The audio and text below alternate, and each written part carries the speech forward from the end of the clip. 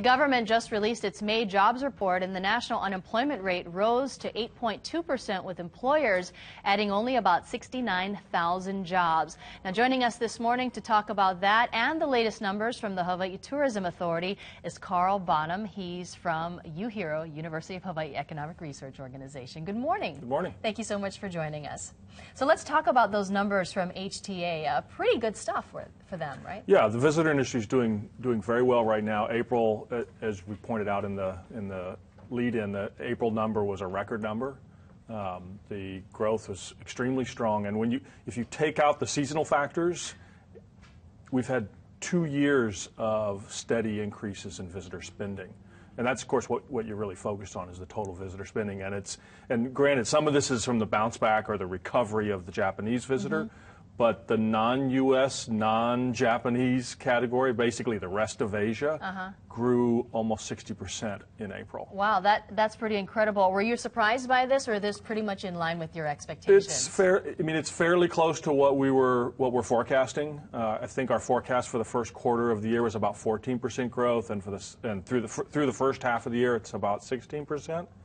The numbers so far are running 17%, so it's kind of in line. And the real question is, what's going to happen for the rest of the year as we see slowing in the rest of the world, and the effects of energy prices and so on. And we keep hearing about this good news in terms of our tourism industry, and it's really good, especially after the Japan tsunami, which hit everybody so hard. But then the Council on Revenues lowered its forecast earlier this week. So why did that happen?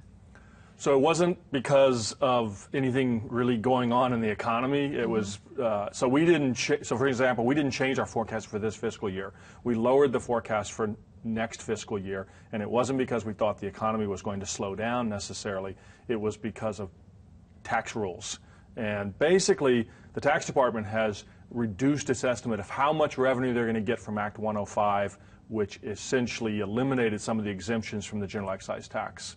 And that was a big piece of the downgrade. And the other effect does in some ways relate to the overall economy, and that is that the energy tax credits, or the renewable energy tax credits that people are claiming, basically the council almost doubled the estimate of how much that's going to pull out of tax revenues. As people add more and more photovoltaic systems to their roof, it reduces tax revenues through these tax credits. All right. I know that was something that was being debated in the legislature. That's right. Carl Bonham, thank you so much for joining us, for your insight. Thank I you. appreciate it.